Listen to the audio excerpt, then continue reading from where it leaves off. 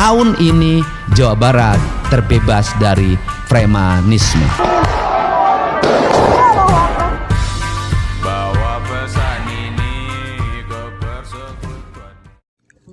Kericuhan memang telah berlalu. Namun, bagi warga Sukahaji, waktu tidak pernah benar-benar bergerak maju. Di antara puing dan dinding yang retak, tersisa rasa takut yang tidak sempat dibereskan. Sorotan kamera pergi lebih cepat dari proses pemulihan. Yang tinggal adalah kehidupan yang harus dipaksa berjalan meski pijakannya belum kembali utuh. Sukahaji bukan sekedar titik di peta kota. Ia adalah ruang hidup, tempat ingatan tumbuh dan harapan dititipkan. Ketika kericuhan terjadi, bukan hanya bangunan yang roboh, tetapi juga kepastian, rasa aman, dan kepercayaan pada hari esok. Pasca peristiwa itu, warga dihadapkan pada satu kenyataan: bertahan tanpa tahu sampai kapan.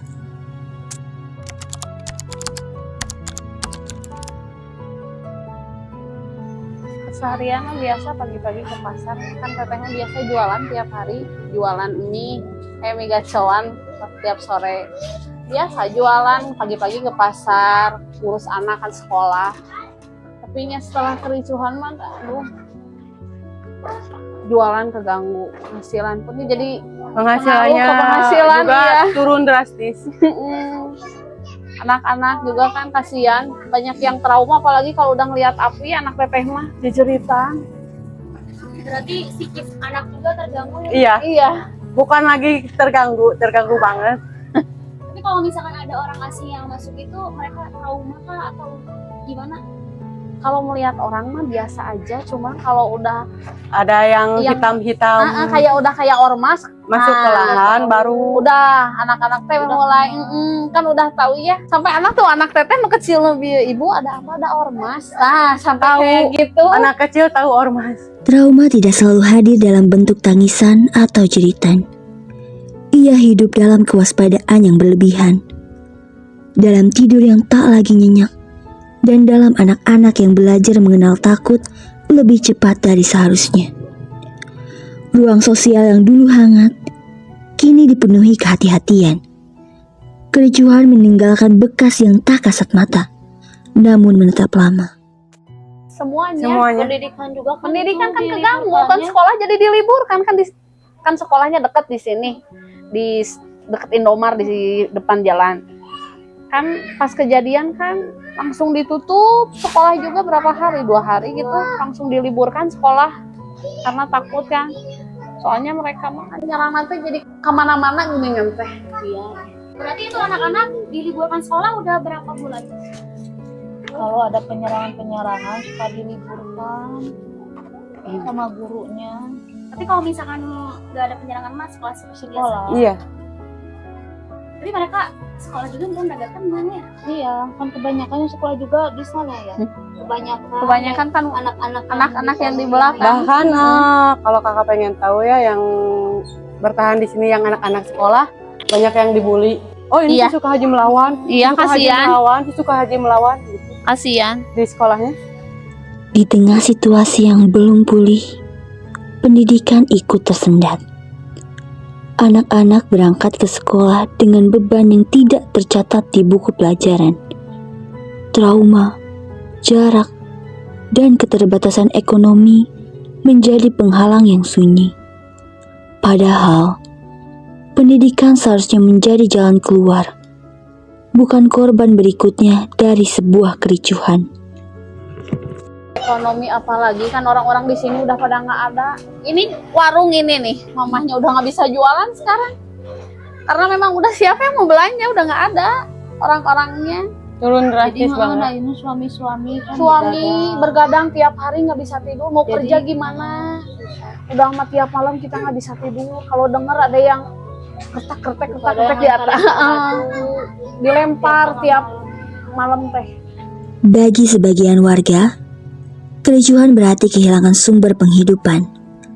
Lapak-lapak sepi, pekerjaan terputus, kelaparan merajalela, dan penghasilan kian menyusut. Di titik ini, bertahan hidup menjadi satu-satunya tujuan. Ketika ekonomi runtuh, krisis tidak lagi bersifat sementara, melainkan berlapis, memukul hari ini dan masa depan sekaligus. Ada rumah yang paling parah. Ada. Yang di depan kan itu yang udah di beko pakai itu. Yang itu yang Udah penggusuran hancur. paksa, Yang dihancurin kemarin langsung. Bahkan Langsung si dihancurin. barang-barang juga bukan ditaruh atau dijaga, malah ini diacak-acak sama dijarah juga. Mm-mm. Bahkan warga ya buat nyiapin pindah gitu barang-barangnya dikeluarin teh nggak dikasih waktu, malah dilempar-lempar. Ngeri pokoknya pas tanggal 3 mah aduh. Ini pas tanggal 3 Desember kemarin. Iya, Dimintain waktu buat beres barang-barang juga nggak bisa. enggak ngasih waktu. Katanya kan udah dikasih waktu, yang dikasih selembaran kertas. Digusur paksa ya, digusur paksa. Nggak lihat masih ada orangnya di dalam Iya. rumah, terus nggak dikasih waktu buat beresin barang-barang, enggak. Tapi sejauh ini ada korban jiwa nggak? Korban jiwa enggak, cuman kemarin terakhir ada yang itu Yang mau putus, chaos itu. yang pas Yang chaos tanggal chaos. 3. Kalau misalkan yang itu yang temen katanya ditangkap itu gara-gara Iya, menduduki lahan ini. Mempertahankan ruang hidup. berarti mereka yang paling vokal, Iya. mereka yang ditangkap. Iya, iya. Tapi teteh, maaf ya teh kalau misalnya boleh tahu sebenarnya ini teh tanah Sukahaji yang asli kah atau seperti apa gitu? Karena kalau misalkan baca di berita mah ya memang tanah Sukahaji, cuma mereka memaksa atau seperti apa? Iya, ada. Jadi lawan kita mau pihak tanah. Nah, itu. Dan memang lahan ini Jadi sertifikatnya juga belum jelas. belum jelas. Di pengadilan juga kan nggak bisa Nggak bisa ngebuktiin. Dari BPN juga kan nggak bisa. BPN aja. Heeh. Kalau bener yang punyanya mah ya kita juga udah nggak akan nahan-nahan. Iya. Nah, itu yang gak jelas. Nggak akan mempertahankan ruang hidup kami gitu. Laporan ke polsek aja. Udah nggak pernah didengar. Udah banyak korban waktu awal-awal kericuhan, korban pemukul. Itu apa yang dipukul, yang dilempar batu nggak ada. Mereka masih bebas. Tapi warga di sini yang mempertahankan ruang hidup malah di penjara. Udah mau 6 bulan. Kasihan. Apalagi kan yang di dalam teh ada ibu-ibu, anaknya tuh masih kecil. Ini Itu yang 6 orang tuh ada ibu-ibu Ibu juga. itu anaknya, itu anaknya yang main motor-motoran. Itu anaknya kasihan. Dia teh nanya dibawa ke sana. Bu kenapa itu mama tangannya diborgol? Katanya itu lagi main polisi-polisian. Tapi mau gimana dak? Hukumnya berlaku hanya punya uang. Yang nggak punya uang mah nggak didengar. Mereka kebal hukum. Padahal kami yang bertahan itu cuma minta pengen dilindungi. Dari kacamata hukum, warga terdampak bukan sekedar angka dalam laporan. Mereka adalah subjek hak yang seharusnya dilindungi. Hak atas rasa aman, tempat tinggal, pendidikan, dan penghidupan yang layak. Bukanlah bentuk belas kasihan, melainkan kewajiban negara. Ketika pemulihan berjalan tanpa kejelasan, kerugian warga beresiko dianggap sebagai konsekuensi yang wajar. Yang pertama, ini lebih ke tanggung jawab negara ya. Tanggung jawab negara itu sebenarnya seharusnya menegakkan sesuai dengan peraturan perundang-undangan gitu kan. Dalam hal perlindungan gitu. Dalam hal juga tindakan dari negara sendiri seharusnya aktif. Karena kejadian yang dimaksud oleh teman-teman kayak misalnya penyerangan yang beberapa kali atau terakhir kali beberapa waktu terakhir terjadi itu memang sangat kejadian yang struktural. Apa sih kejadian struktural? Karena sistematis gitu teman-teman. Yang mana peran negara ini seharusnya juga mengambil peran gitu, aktif gitu. Enggak melakukan pembiaran atau omission dalam artian untuk melindungi dari warganya sendiri. Oke, misal kasus ini kan sebenarnya kalau melihat kronologis antara warga negara dengan warga negara yang lain.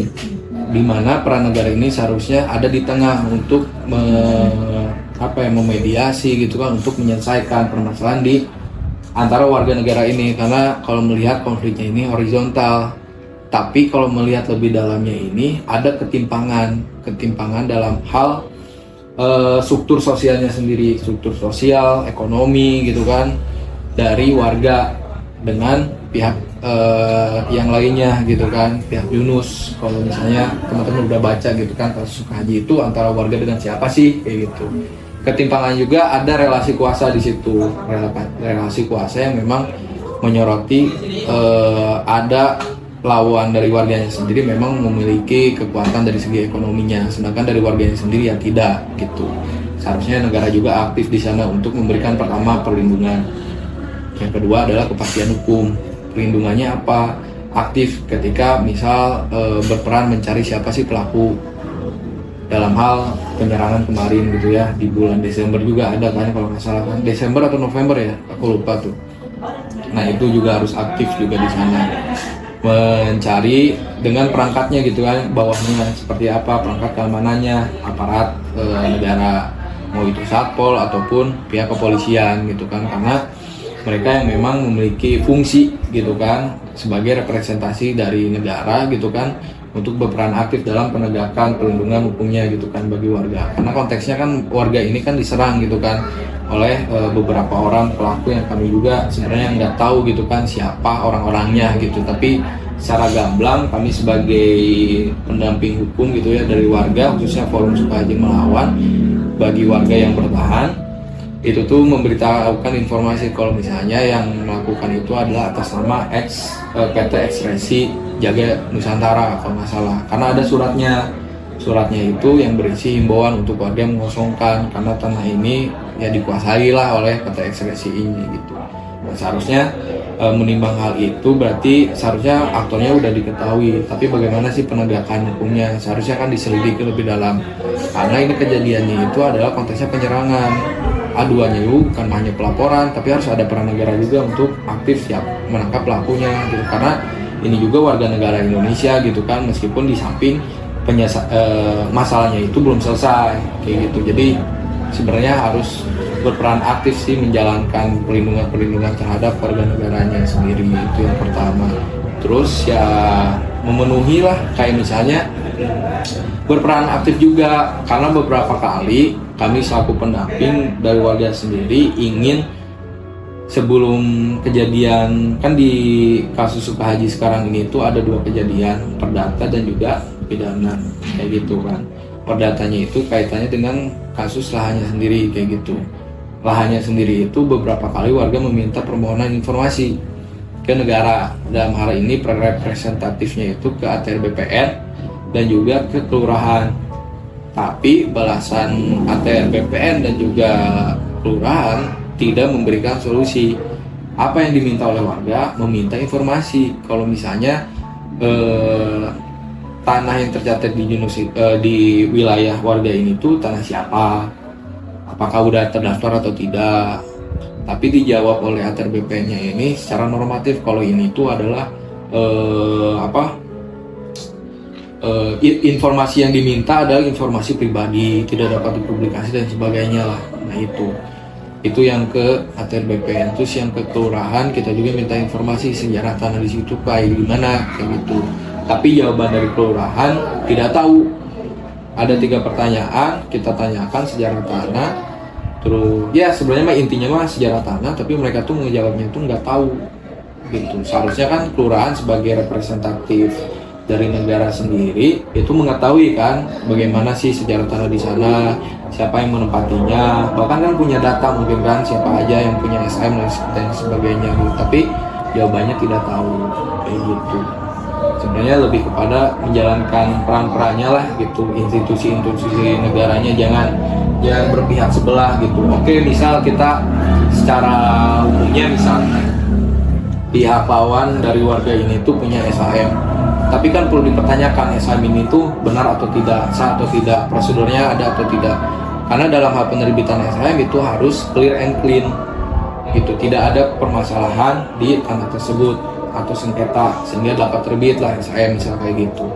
Terus yang keduanya adalah dalam hal penegakan hukumnya juga, dalam hal warga udah minta informasi tapi ya jawablah gitu kan. Itu sih. Dan sebenarnya kalau misalnya melihat pada negara ada beberapa hak yang memang dilanggar gitu oleh beberapa lawan dari warga gitu kan, juga mungkin dari negara sendiri gitu kan.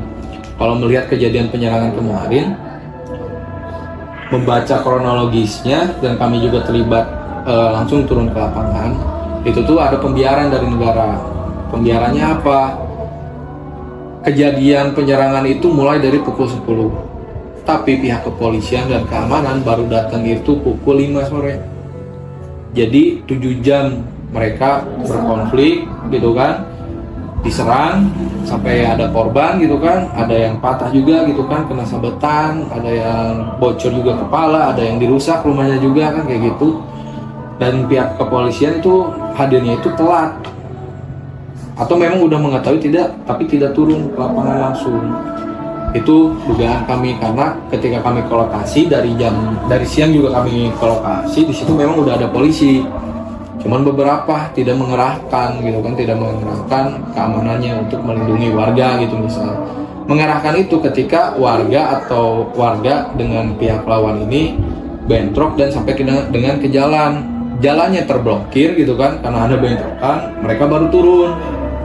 Kemarin tuh kayak gitu. Jadi ya peran aktif negara lah dalam menengahi permasalahan ini seharusnya ada, dan seharusnya adil juga gitu kan, melihat kalau warga ini tuh udah tinggal di sana lama, udah punya cucu juga kan, udah beregenerasi berapa regenerasi, tapi nyatanya ya seharusnya ada perlindungan juga bagi mereka gitu kan, karena mereka juga udah tinggal menempati di sana udah puluhan tahun juga kayak gitu.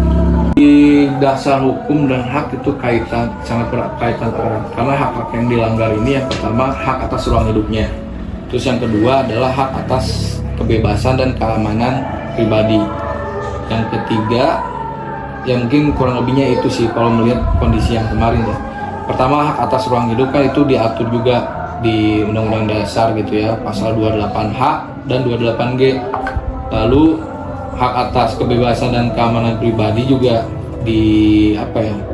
diatur juga kan dalam konvensi internasional terkait dengan kebebasan sipil lah kalau nggak salah gitu. Nanti bisa dicek di pasal 9 ICCPR yang udah diratifikasi gitu ya ke dalam undang-undang, saya lupa undang-undangnya apa. Nah itu yang memang seharusnya yang menjadi pegangan sebenarnya bagi warga adalah undang-undang tersebut, tapi dalam nyatanya peran aktif negara juga sampai dengan sekarang ya belum ada gitu kan, hingga merembet pada kondisi sosial dan juga ekonominya. Apa? Karena hak-hak tadi tidak ditengahi gitu ya, tidak ada peran negara, merembet pada sosial dan ekonominya. Pertama, warga yang menempati wilayah itu menjadi warga yang diasingkan oleh secara langsung gitu ya, dalam kehidupan sosial bertetangga secara langsung dengan tetangganya yang memang tidak terdampak dari sengketa lahan tersebut. Juga dalam hal sosial media, di sosial media juga ada pengucilan lah, kayak banyak narasi itu tanah juga bukan tanah milik kalian, kalian harus pergi gitu kan gitu ya. Sebenarnya itu yang berdampak pada warganya sendiri gitu kan. Apa dampaknya? Jadi punya kecil hati gitu kan, jadi kok nggak ada yang membela saya di sini kan, maksudnya nggak punya uang misalnya, saya tinggal di sana juga udah lama gitu kan, kok saya kayak dikambing hitamkan kayak gitu kan sebenarnya. Jadi ada pengucilan di situ. Dari aspek ekonominya juga, karena hak-hak tadi tidak ditegakkan gitu ya, tidak ada peran negara dalam hal ekonomi, sangat berdampak tegas gitu ya, jelas gitu, dimana warga sendiri jadi mengabarkan ke kami itu jadi sering ada ronda di sana, ronda tiap malam gitu kan, yang mana seharusnya pagi-paginya mereka yang ronda itu harus bekerja gitu kan, jadi terhambat. Yang mana kalau kita mah kan kalau tidur ya tinggal tidur gitu kan, tapi mereka harus jaga, harus melihat kondisi lapangan, karena biasanya ada intimidasi atau lemparan, atau bahkan yang paling ditakutkan ada kejadian kebakaran lagi bagi mereka kayak gitu. Sehingga mereka di sini ya dibentuk untuk tidak nyaman tinggal di sana kayak gitu dengan kondisi yang ada, karena ancaman menghantui mereka, ancaman tadi merambah pada pekerjaan yang mana terhambat kayak gitu. Itu tuh disimbolkan juga dengan kejadian kemarin, penyerangan, kebakaran, kan itu mereka harus bersih-bersih lagi, beberes lagi gitu kan, harus mendirikan lagi. Tentu aja kan itu menguras energi dan juga menguras perekonomian mereka gitu kan, untuk membetulkan yang rusak dan sebagainya. Itu dampaknya. Sebenarnya lebih ke pertanyaannya itu pada warga gitu kan, makna hukum apa. Warga sendiri sebenarnya tadi ya udah beberapa kali melakukan permohonan informasi, dan juga udah beberapa hal dilakukan dalam artian melakukan pelaporan. Dan mekanisme hukum mereka menempuh jalur-jalur hukum yang memang ada gitu, prosedurnya ada dan disediakan. Contohnya kemarin juga udah melaporkan gitu ya, dari awal permasalahan ada gitu, warga udah melaporkan ke Komnas HAM untuk meminta perlindungan, permohonan perlindungan ke Komnas HAM untuk dilindungilah hak-hak mereka sebagai warga negara, apalagi sebagai manusia gitu kan di sana. Karena yang dirasakan tadi gitu ya oleh warganya sendiri. Jadi mekanisme laporan udah dilakukan, dan mungkin kedepannya juga akan warga kemungkinan juga akan melaporkan juga ke pihak-pihak yang lain gitu ya. Karena ini masih bacaan juga dari warga gitu kan untuk tindakan laporan yang lain, kayak misalnya apakah akan melaporkan ke kementerian, ke Kompolnas atau lain sebagainya kayak gitu. Kompolnas konteksnya apa? Konteksnya adalah pembiaran kemarin gitu kan, ketika terjadi penyerangan baru 7 jam mereka baru datang ketika jalan diblokir gitu kan. Nah itu tuh yang jadi konteksnya, mungkin dari warga sendiri akan melaporkan, tapi itu masih bacaan sih sebenarnya dan masih dalam analisa kami juga kayak gitu. Tapi yang pasti udah pertama prosedur hukum yang udah dilakukan, pertama sekarang sedang melakukan pembelaan khususnya yang pidana 6 warga gitu kan, yang ada yang dipidana. Terus yang kedua prosedur pelaporan permohonan informasi lah intinya, itu udah dilakukan juga oleh warga ke ATR BPN dan juga ke kelurahan. Terus yang ketiga dalam hal laporan, itu laporan juga udah dimasukkan gitu ya melalui prosedur yang ada, prosedur hukum yang ada, yakni laporan ke Komnas HAM kayak gitu, untuk melaporkan situasi dan selalu update gitu ke Komnas HAM kondisi warga seperti apa. Yang pasti yang disoroti ini adalah kebijakan dalam artian pengadaan dan penguasaan tanah sih. Itu kebijakan yang memang harus disoroti. Dalam artian apa? Masih di Bandung itu banyak banget tuh kasus-kasus terkait dengan permasalahan tanah. Nggak hanya Sukahaji kan. Selain Sukahaji kan ada Dago Elos. Terus yang kedua dahulu ada Taman Sari. Terus yang ketiga sekarang mungkin lagi naik Semansa Dago. Terus yang selanjutnya ada juga Semansa Dayakolot Kabupaten. Dia kalau konflik terkait dengan pengelolaan kan sebenarnya. Jadi yang kebijakan yang perlu jadi atensi penuh adalah kebijakan pengadaan dan penguasaan tanah yang harus segera diperbaikilah, untuk tentunya dengan perspektif hak asasi manusia dan berpihak pada masyarakat yang termarginalkan gitu kan. Karena kebanyakan dampingan kami, misal ada 2 wilayah, misal Dago Elos, 2 kasus Dago Elos dan juga Sukahaji, ini adalah masyarakat yang memang secara kuasa sendiri mereka nggak punya apa-apa selain bersolidaritas bersama gitu. Secara ekonomi mereka kalau melihat gitu ya, demografinya ada yang ngojek, ada yang parkir, ada yang ngamen gitu kan. Maksudnya kan harusnya negara juga mewadahi mereka gitu kan, jangan berpihak pada orang yang punya uang aja tuh kebijakan. Jadi yang perlu disoroti adalah kebijakan terkait ya tadi penguasaannya. Maksudnya kan konteks wawancara ini terkait dengan penguasaan tanah gitu kan, tanah agraria gitu. Jadi hal tersebut yang harus disoroti lah kayak gitu. Pesan kepada publik sebenarnya, pertama, warga Sukahaji ini itu belum selesai gitu ya permasalahannya, dan ini konfliknya panjang. Tapi yang perlu disoroti adalah mereka ini adalah kelompok atau warga yang termarginalkan. Nah, dalam artian dalam segi ekonomi gitu kan, sosial, kuasa dan sebagainya itu sangat rendah lah kayak gitu. Dan segi SDM pun, makanya perlu adanya atensi penuh misal dari warga atau masyarakat secara luas untuk menyoroti kasus Sukahaji itu enggak hanya secara normatif, tapi secara hak asasi manusia juga kayak gitu. Toh ini juga masih dalam sengketa gitu kan, jadi bisa disoroti kalau misalnya tindakan-tindakan kekerasan, tindakan-tindakan sewenang-wenang gitu kan dari warga atau lawan dari warga sendiri, itu adalah suatu hal yang salah gitu. Jadi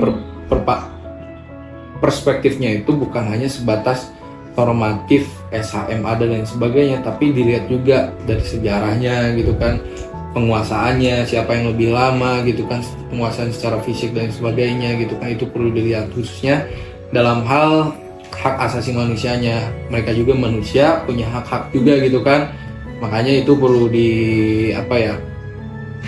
perlu menjadi atensi khusus juga gitu kan. Kalau misalnya ini bukan hanya sebatas permasalahan tanah sengketa semata, tapi ini permasalahan terkait dengan hak asasi manusia, karena keterlibatan adanya kekerasan fisik gitu kan, pengucilan dari masyarakat terhadap kelompok warga tertentu dan sebagainya, itu juga harus dihilangkan gitu, karena ini masalah hak asasi manusia gitu.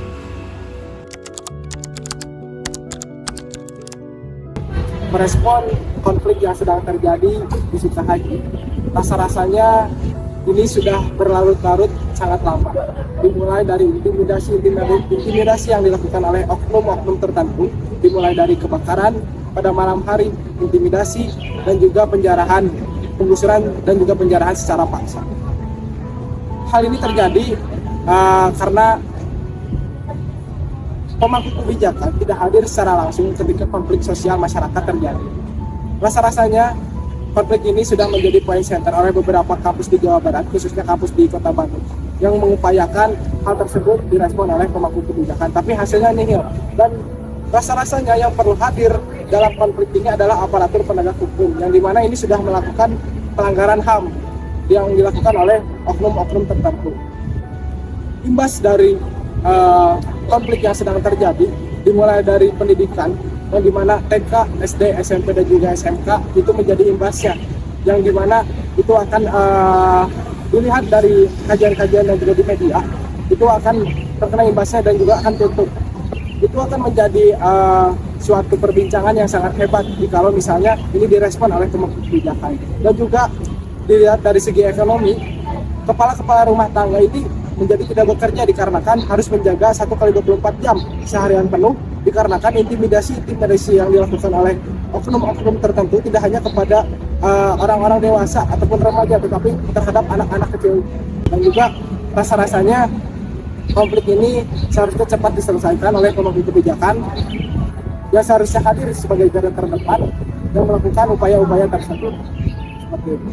Menanggapi terkait kasus Sukahaji yang barangkali sampai saat ini belum selesai, aku selaku mahasiswa melihat bahwa kasus maupun kejadian tersebut sangat jadi sebuah ironi dan catatan penting ya bagi pemerintah daerah maupun pemerintah pusat, karena banyak kasus-kasus tanah yang belum terselesaikan apalagi di Kota Bandung, dan salah satu yang pada akhirnya sudah rampung pun menjadi salah satu bentuk propaganda baru adalah terkait masalah Dago Elos yang dikatakan sudah rampung tapi nafas perlawannya masih panjang. Nah, dilihat dari kasus Sukahaji ini gitu, sangat disayangkan karena banyak oknum-oknum yang membuat sebuah konflik horizontal di sana sehingga semua masyarakat terdampak dari mulai anak kecil maupun hingga dewasa. Adapun juga konflik tersebut tidak disertai dengan sebuah aparat kepolisian sehingga dipertanyakan gitu bahwa eksistensi mereka selaku pengayom masyarakat dan pelindung masyarakat itu tidak hadir di konflik Sukahaji Mawan. Maka dari itu gitu, saya selaku mahasiswa memberikan perhatian khusus bagi Sukahaji dan memberikan dukungan khusus bahwa perlawanan tidak boleh sampai padam, karena bagaimanapun juga yang kita lawan adalah hak kita sendiri. Di tengah keterbatasan dan luka yang belum sembuh, warga Sukahaji masih menggenggam harapan. Harapan untuk hidup tenang, bekerja tanpa rasa takut, dan menyekolahkan anak-anak tanpa bayang trauma. Harapan sederhana yang seharusnya tidak perlu diperjuangkan terlalu keras. Aku pengen Sukahaji menang. Aku Sukahaji gak rame-rame lagi, gak ada kebakaran lagi. Biar sekolahku bisa tenang, bisa tidur nyaman. Gua ini bisa main lagi, gak ada rame-rame lagi. Biar kita bisa ada tempat bermain lagi kayak dulu. Bisa sama kakak-kakak lagi. Semoga Sukahaji menang dan gak ada rame-ramean lagi. Udah. Pengen yang kayak dulu weh. Tenang, damai, di DT-nya warga rame, aktivitas anak-anak normal biasa. Apalagi bentar lagi Ramadan Ya, dan ekonomi yang tadinya jalan lancar gitu kan Pengen kayak dulu, semenjak weh. penggusuran kan turun drastis. Dulu mah kitanya sama warga yang lain, yang pribadi gitu, yang punya rumah pribadi, kita dulu kan baik-baik saja. Harapannya ke depannya konflik ini selesai dengan gagasan-gagasan yang dikeluarkan oleh kebijakan, entah adanya rumah susun ataupun apapun itu, semoga itu bisa terrealisasikan dan juga menjadi solusi yang solutif. Harapannya barangkali kami gitu selaku mahasiswa sangat-sangat memberikan perhatian khusus kepada tragedi Sukahaji yang kian belum selesai, dan harapannya adalah supaya kasus ini bisa terselesaikan baik di Bandung khususnya maupun di wilayah-wilayah lain yang pada ini sedang memperjuangkan hak mereka, yaitu tanah kelahiran mereka sendiri. Pun kita selaku mahasiswa harus terus mengayomi dan melihat bahwa kasus ini adalah kasus yang urgent gitu, walaupun misalkan skala kasusnya kecil, tapi ya sekecil-kecilnya perlawanan tetap perlawanan. Sukahaji mengingatkan kita bahwa kericuhan tidak pernah benar-benar selesai pada hari kejadian. Ia terus hidup dalam ingatan warga, dalam ketidakpastian yang berkepanjangan, dan dalam pertanyaan yang belum terjawab. Siapa yang bertanggung jawab memastikan pemulihan benar-benar terjadi?